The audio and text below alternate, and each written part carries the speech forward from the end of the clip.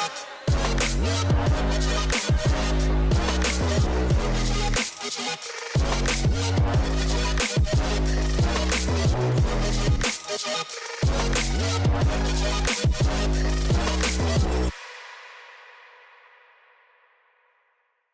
the title of my message today is, Who Do You Think You Are? Who do you think you are? Has anybody ever had somebody say that to you before? It was snarky, wasn't it? Like it wasn't pleasant. It was like, who do you think you are? Right? Or it was like, oh, who do you think you are? Right? It was like a little sassy. Like it wasn't them being nice to you. It was probably them maybe condescending to you a little bit. And it's probably because you did something that they thought that maybe you shouldn't have done, right? It was an accusation of sorts. And, I had, when we were at Knott's Berry Farm, I was trying to get in this line to this roller coaster with two of my kids. And I got in line where I thought the line ended, or started, or however you want to view it. I'm like, this is where you get in line to go to the front of the thing. And apparently it wasn't really the end of the line. It was like there was a curve, and I just didn't know that there was like a gap there. And so I just stood in the line. I'm like really oblivious. And this guy from way back where the line actually was kind of like trending towards, this is a huge line, just yells at me. He's like, hey, who do you think you are? Some kind of celebrity or something? And I was like, what? And I look and I realize I'm looking at this line that goes on. It disappears around a corner and zigzags. And there's people so far off in the distance where I'm like, I don't even know if it ever ends. You know what I mean? And he's looking at me and he's all mad. And people are upset in line. And there's this lady who's holding a snack bag and she's just doing this. Just like, you better get back there, right? And then I got to take my kids' hands and do that walk of shame where I got to sadly walk past all these people, who are just looking at me arms crossed, you know what you did, buddy. You know what I mean? How dare you? They're looking at me with that sense of judgment, oh, you think you're better than us, huh? You can just creep in the line wherever. Who do you think you are, right? And we've probably had these moments before where somebody said that exact phrase to us. They threw that accusation at us. And the reason why that's a phrase is because we associate who you are with what you ought to be able to do or not do, right? There's some sort of a connection between, being and doing in our minds. We think certain people can do certain things, and then, there's other people that can't do those things. That's just the way it is. And I wonder, as we kind of have closed off one year and we're getting ready to move on into a new year, I wonder if you've kind of had that moment where you were reflecting back on your life and you're kind of thinking about, what the last year looked like and what you did and the things that happened. And you maybe thought about some things that at the beginning of the year you set out and you're like, I'm going to do this.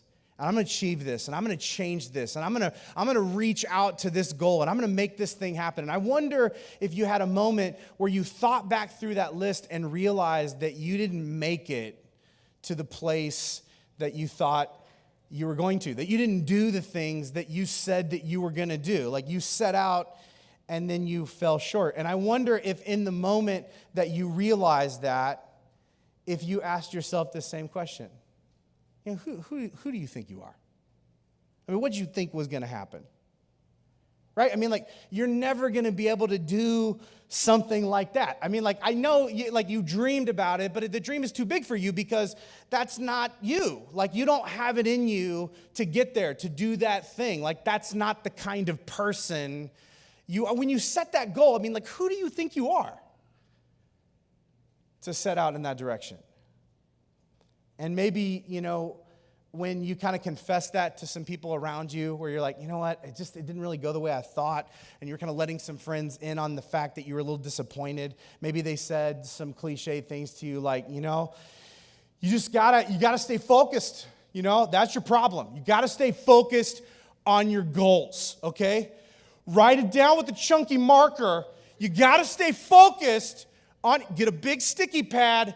You got to stay focused on your goals. That's your issue. If you wanted it bad enough, you would have done it, How many of you have heard that one, right? And then you didn't punch the person. So you're already winning. You're already doing a good job with your self-control. But, that can't be right. And the reason why I say that is because when you look at people that succeed and people that fail, they all have the same goals. Right? It's like nobody sets out being like, I'm hoping to be a big loser this year, right? I set a goal out, but I don't really have that goal, right? Like people that actually make it to the end and people that don't, they all have the same goal. They have the same dream. They have the same desire, but they don't have the same outcome. Like they don't all get to the same place. So why is that? Because it's not about the goals that you set. The reality of it is, you don't rise to the level of your hopes. You fall to the level of your habits. This is what is truest about your life. You do not rise to the level of your hopes. You fall to the level of your habits. This is why you can actually pin your hopes and your goals and your dreams to the wall, and you can stay focused on the goal and move your life in the total opposite direction and never reach that place, right? It doesn't matter how big and bold your dreams are if your day-to-day behavior is moving you in the opposite direction. Like it or not, you are what you do most often. You are what you do most often. And if you're like me, you cringe at that because you know what you do most often, right? And that's maybe not who you want to be, but that is representative of who you are. And deep down, we all kind of sort of know this, but we're not really sure how to kick our bad habits or maybe establish newer healthy habits, especially in areas that we've never really been successful in before. Like maybe you've had an area where it's just a big deal for you. You've never been able to break through. Like you've made some traction and you start to get into it and you start to get a few wins under your belt. You start to move in that direction and then you fall short. You know, you can never push all the way to the end. And then when that happens, if you're like most of us, you beat yourself up in that moment. Like, see, this is what you do every time. When you get moving and you just give up, you self-sabotage. You can't do it. Like, this is what you do. This is who you are. You know, you're fat, okay? I'm not saying this to you. I'm saying like this could be your self-talk. Just I don't need anybody being like, that guy's a jerk, right? Like he just called everyone fat. Like maybe this is, you're fat and you're always gonna be fat, okay? You're lazy. That's who you are. Like you are in debt. Like we can't even remember a time when we weren't in debt. Okay, you're always going to be in debt. You're never going to be able to crawl out. That's your identity. Like you're never going to be able to hit that goal. Like it isn't you. It's not who you are. You can't follow through. You're irresponsible. You're never really consistent with the right things. You're too emotional. You're too immature. You're too distractible. But let me tell you something. The reality is your actions will align with whatever story you tell yourself most often. Your actions will align with whatever story you tell yourself most often. Behind every set of actions is a system of beliefs. And any behavior that is incongruent with the self-talk in your soul will not last. And this is why you and I both have been able to sustain some new things only temporarily, but not permanently, because we never adjusted the story we tell ourselves inside our own head about who we are. And then we feel like a fraud. I feel like we're faking it. And eventually, we just revert back to whatever behavior is most consistent with who we believe ourselves to be deep down. So this is the question this morning. Who do you think you are? Like really, honestly, if you were to answer that question honestly, if you were to mine the depths of your soul, who do you think you are? Because the answer to that question is calling the shots in your life. It's driving you. And here's what this means for whatever New Year's resolutions or goals or dreams that you set for yourself in this new year. If you want to change what you do, you're going to have to change who you tell yourself you are. And I want to show you what I'm talking about today by leveraging this story in the Old Testament. And one of my favorites about such a fascinating character. It's in the book of 1 Samuel chapter 16. We're going to be in verse 12 in just a moment. And I want to give you a little bit of background and context before we dive in to this today because I think it gives us a lot of insight about this truth that we're looking at right here. And what happens is in this ancient society, it's a realm of kings and kingdoms, and God tells this prophet, because it's a theocracy, meaning it's a political system that's run by God who's making the decisions to anoint a king. And so God tells this prophet to go anoint a new king because the current king they have is evil. He's made some poor decisions. He's abused his power. He's kind of moved away from God, and he's doing things that are disrupting shalom, the peace, balance, and wholeness that he was set in place to bring his people. And so God sends this prophet out into the country, into the home or the ranch of this particular family, and he assembles the family, and the prophet looks through each of the obvious choices. And every single person, he's like, this is the guy. And God's like, nope, definitely not him, okay? And he's going down the line, and none of the obvious choices are it. And so the prophet's confused, and he's just like, hey, are there any more? And the dad is like, I mean, kind of. There's another kid, okay? Technically in our family, we don't count him, okay? Like which is evidenced by the fact where you were like, hey, can you gather your family? And we're like, sure.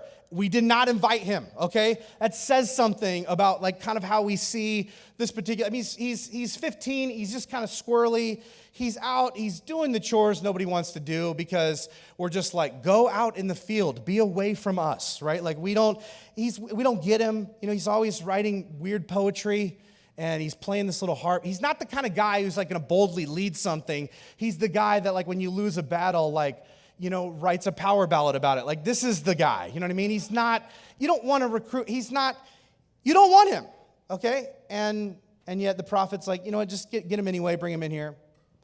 And so they get this kid, David, and he comes in, and he's standing in the room. And this is where the story picks up in this verse, 1 Samuel chapter 16, halfway through verse 12, it says, and then the Lord said, this is the one. Anoint him. And like every time I read this, I get like goosebumps because I just think about how powerful that moment would be. And I think part of it is because I think we all kind of want a moment like this where our worth becomes undeniably evident to someone we admire and respect. Like where there's this moment where it's like, it becomes clear, like this is the one. Like we think like, man, if I could just get the right people to see me in the right light, like to acknowledge and appreciate and validate me, like that would change everything. Like that's what's missing for me. Like nobody sees me the way that I need to be seen, and that's what's holding me back. But the truth of the matter is, it doesn't matter how other people see you. What matters is how you see you. That's what's real and true. Like the way you're living, like what you do is an indication of the kind of person you think you are, whether it's conscious or not. Like what others think of you only matters if you begin to believe it. And I got to tell you this morning, some people's opinions of you are not worth believing. And for some of you, in order to move forward with who you were made to be, you're going to have to break ties with what some people, even people that you love, are saying about you. And honestly, like the opinions handed to David by his family of origin undercut who he really was. And for some of you, the same thing is true. And maybe they didn't do it intentionally, but like, the things that were said and done led you to believe that your identity had certain limitations on it. I would argue that probably most of us in here are still living according to the skewed parameters someone else handed us. Even though like we moved out of that house like 18 months ago. Like we've been out of that abusive marriage for over 6 years. Like we haven't been in that toxic environment for almost a decade. And yet, like it's still in here. It's still in here. It's still like oppressing. It's still limiting. It's still holding us under. And it's still calling the shots about who we are. And the same thing was true for David. And then this happens. I want you to picture this moment. Verse 13, it says, as David stood there among his brothers, Samuel took the flask of olive oil. That could have gone a lot of ways, guys. That he'd brought with him, and he anointed David with the oil. And the Spirit of the Lord came powerfully upon David from that day on. Like, what a moment. And even more so because it happened there, like in front of those people, right? His family who never really understood or believed in him. How amazing would that be? What if one day somebody just decided to round up all the people that never believed in you, right? They somehow got them all, and they got all the people that never believed in you, that ever shamed you, that ever told you you wouldn't amount to anything, that ever condescended to you, that ever made you feel like you were less than. They put all those people in a room and then told them on good authority that you were now in charge of everything and everyone, and they had to do whatever you said because God said so. How amazing would that be? That is what is happening to this kid, right? What sweet vindication. I would not have handled that well as a 15-year-old kid, right? Imagine, like, when you're 15, everyone is oppressing you, right? Like, everyone doesn't get you. Everyone is holding you down. Like, if somebody would have pulled you aside and had that moment, I would not have been as poised as David, right? I would have just been like, oh, it's on now. I bet y'all would have wished you were nicer to me, but it's too late. You're going to prison, and you're going to prison. You're getting tortured, especially you, Ron, and we both know why. You're a jerk. I'm king now, everybody. Like, I would have lost my mind, right? I would have been assassinated within 24 hours. Like, it would have been over. But David doesn't do this. Like, he kind of holds it together. He's more mature in this moment than we would expect him to be for his age. And after this incredible moment of validation and inspiration and determination, you know what happened next? This is what it says, the last half of verse 13. It says, then Samuel returned to Ramah and David to his sheep. How's that for real life, right? Has this ever happened to you before where, like, you have this amazing moment of, like, an epiphany, right? You're like, and you get inspired and excited, and you're just like, this year's going to be different. I'm going to change my life. Everything is going to change. And you, like, something grabs a hold of you, and you're like, I've got real support. And you think, like, this is the year that everything changes. And you make a big declaration, and you tell all your friends, and you put it out on Facebook, right? And you feel like God is on your side. And you're like thinking about it, and that, like, your favorite worship song comes on. And you're like, that's right. And you start crying, and everything's amazing. And then the next day, you still have to go to work. And your boss is still a jerk. And your kids don't get it, right? And your to-do list pretty much looks the same as it did the day before. And your husband, like, when you tell him all these exciting personal changes you want to make, all he sees is the ways it's going to inconveniently impact him. We have routines. I don't need you doing that. Like, what about this stuff? What about me, right? I'll just feel like, you know what? What's the use? This big exciting moment, and everybody goes home, right? Like, literally, right after that moment, he's got to be thinking, like, I'm king. And then the guy gets on a donkey and rides off. And they're like, that was weird. Hey, man, you got some chores to do, so you better get it back out there. Yeah, why don't you write a song about it? And he just leaves. He just goes back to his normal life. Like, this big moment for David did not change how other people saw him, but it did change how he saw himself.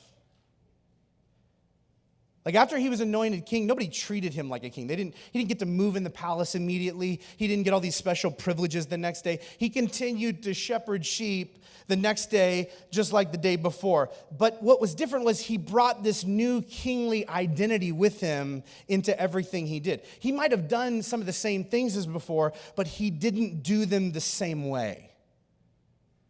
The things were different.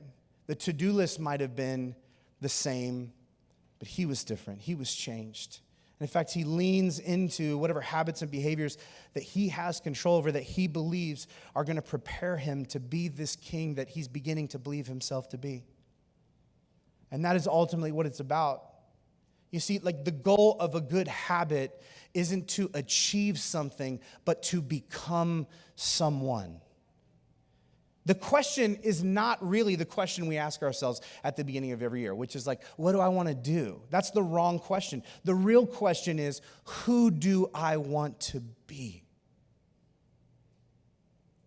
Who do you want to be? Like this year, what if instead of setting goals around what you want to do, what if you decided to set goals around who you want to become? And if you wanted to do that, like what would that even look like? Like how would you put that into practice? I think it starts by asking and answering honestly a couple of questions, which I'm going to give to you. It'd be wrong to say that and just be like, good luck with those, finding what they are, right? This is what I would say they are, these three. The first one is this, like, what kind of person do I want to be? If you want to get spiritual with it, you could say, what kind of person am I called to be? Like, what kind of person am I destined to be? Am I created to be? Was I made to be? And that's a deep, introspective question. The second question to follow up that is like, okay, what kinds of things does that kind of person do? And then thirdly, like, what small action am I going to repeat regularly to reinforce my true identity? And maybe for you, as you go through and answer that, you're like, you know what? I want to be a healthy person. Like, I'm sick of going to the doctor, and they're like, we should do some blood tests. And you're like, let's do it. And they do it, and they're like, it's not great. You know what I mean? When they get the results, they're like, do you know what a snow cone is? Because that's what's in your blood. It's just snow cone liquid. I don't know what you're doing, man, but like, it's not great. Like cholesterol, not good. Blood pressure, not good. You're on the verge of diabetes. Like, it's not pretty, right? You need to get this under, and you're like, I would love to have energy for my family and for my kids. And maybe that's the goal for you. Well, then what kinds of things does a healthy person do? And maybe you start making that big list. And after you make that list, if you make it properly, you're going to be like, well, I can't do all that. That is not real for me. I'm not even anywhere close to that. So what does it look like to start small? Like, what small action can you repeat regularly to begin to reinforce this new identity that, like, this is really who I am? The word identity is derived from the Latin words assentos, which means being, and addendum, which means repeatedly. So your identity is quite literally your repeated beingness. And what that means is the process of building habits is the process of becoming your true self. And isn't that the reality that is underneath, that's really driving the change that we want to make in our lives? This sense that, like, I'm not being my true self. Like, this is not me. You reflect on your life and you're like, something's off.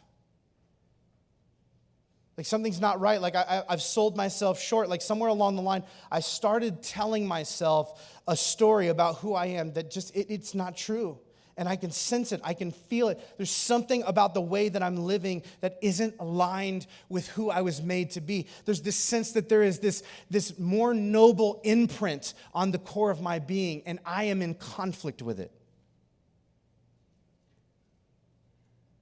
You see, if you become convinced that you are less than you are, you will do much less than you were created to do.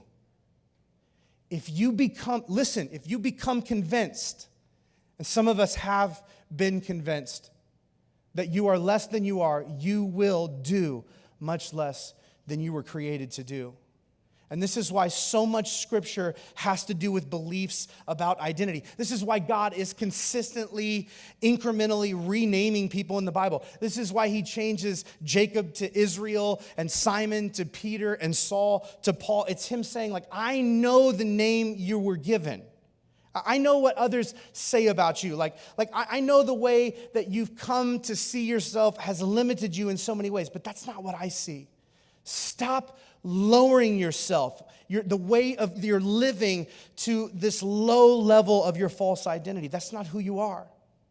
It's why when God asked Adam and Eve in the Garden of Eden, like, why they are hiding from him, and they say, like, because we realized we were naked, which is really their way of saying, like, we realize we're fragile, we're weak, we're unworthy. This is why in that moment, God aggressively pushes back and says, who told you that?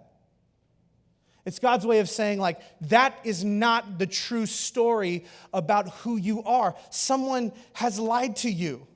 This is why, like, Satan's nicknames in Scripture are liar and accuser and deceiver, because if he can convince you that you are less than you are, then you will do so much less than you were created to do. And a fully realized you is dangerous to the realm of darkness. This is why Jesus tells the woman caught in the act of adultery, go and sin no more. He's saying, like, someone at some point in your life convinced you that this is all that you are worth. But I know better. And I can hear the crowd. I'm not confused about what they think, but it doesn't matter. All that matters is what I think, and I don't condemn you. So go out and begin to live out of who you really are, and not to earn the identity that you're after. It's already been awarded to you, but to prove to no one but yourself. Because every time you follow through, you will become more convinced that that is who you already are. Every time you follow through, you're building up evidence that you are who I say you are. That's why the New Testament writer says in Colossians chapter 3, verse 9, take off the old human nature with its practices and put on the new nature, which is renewed in knowledge by conforming to the image of the one who created it. You want to know how to change your identity? You put on a new nature by conforming to that image. In other words, you become someone new by doing what that new person would do. You become someone new by doing what that new person would do. What does that mean? It means the best way to change who you are is to change what you do. It's a paradox. It's a feedback loop. Your identity informs your actions, and your actions are informing your identity, and they're both playing on one another. And this is what nobody tells us, is that you have to, if you really want to change, you have to address your identity and your activity simultaneously. Like, you're going to have to tell yourself who you really are and then prove it to yourself with repetitive action. Whoever it is that you think you are right now, it's because you have enough evidence to support it. Like, you have proof. Who do you think you are? I'll tell you who I am. I'm this. Why? Because I've done that. I got a whole stack of evidence. There's so many things that I've done that are telling me who I am. How can this not be true? I put myself on trial. This is what the evidence is telling me. If you want to convince yourself that you are someone else, someone new, that you are the person that God tells you are, it's time to start piling up some new evidence. See, every time you get up in the morning early, you are proving to yourself that you are an early riser. Every time you tie your shoes and you walk out your front door to go for a run, you are proving to yourself that you are a runner. Every time you don't pick the thing you want to pick and you pick something healthy off the menu, you are proving to yourself that you are a healthy person. Every time you sit down and write your tithe check, you are proving to yourself that you are a tither. Every time you attempt to do something romantic, you are proving to yourself that you are a romantic.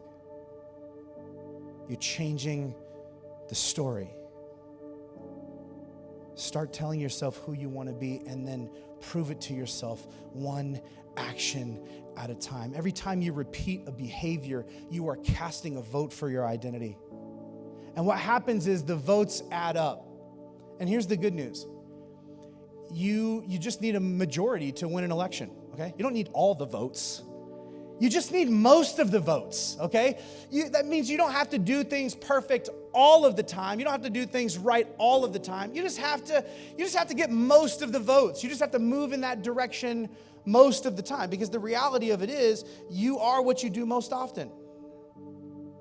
And over time, as you begin to build up this new evidence, the story slowly begins to shift.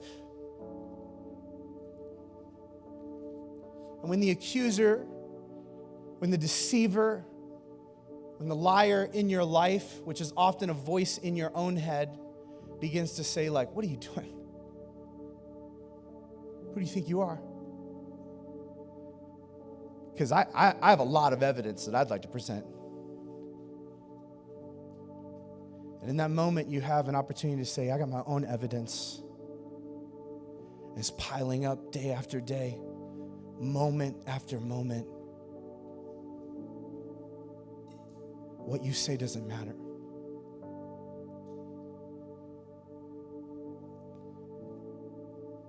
I don't think David became the king the day that people put a crown on his head and threw a parade for him in the streets. I think he became a king the day he began believing that he was a king. And he decided that he was going to prove it to himself.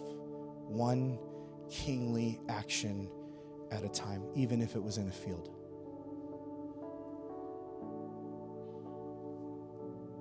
He became a king the day he decided that no matter what he was doing, he was going to do it the way a king did it. Because that's who he really was. And I would tell you that when you look at and dream about this new next year, the reality is if you change nothing, nothing will change. But the first step forward isn't a what or a how, it's a who. You need to get to what and how. We're going to get to what and how. But it starts with who. Who do you think you are? Because that's what's calling the shots. And until you wrestle who you are telling yourself you are at the core of your being, you won't know what to do. The how isn't yet important. You've got to address your identity. I think that's what God is speaking into your life today. It's the same question, but it's coming from two different places. There is a liar in your life, in your head, that's saying, who do you think you are?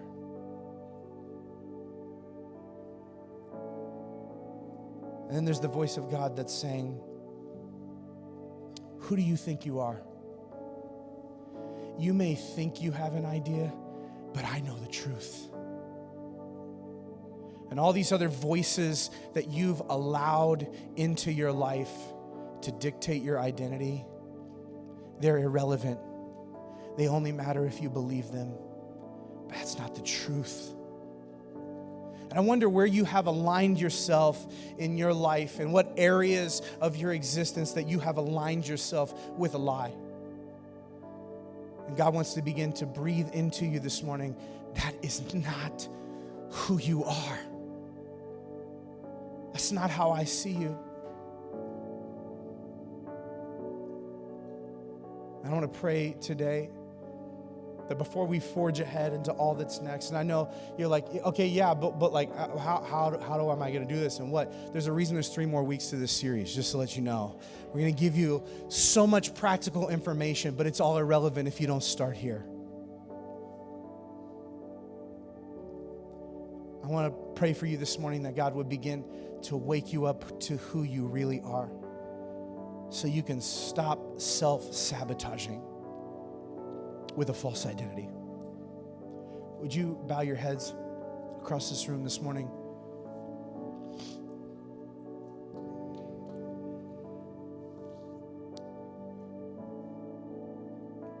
God, so many of us here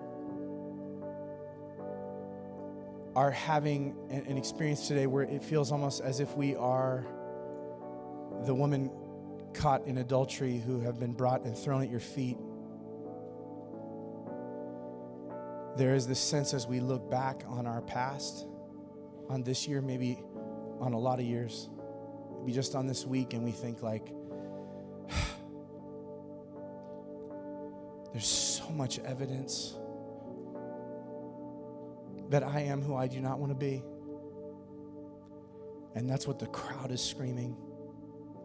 But in this moment, you are who you have always been, the God who lifts up our head and silences the crowd and pushes them away.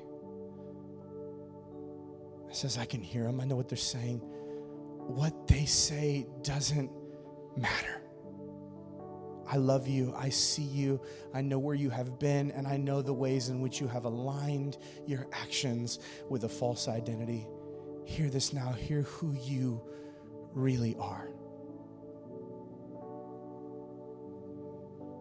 God, some of us didn't even want to come today because we felt so much shame and so much guilt because of the case that has been brought against us. But in this moment, you are saying, no, I see you.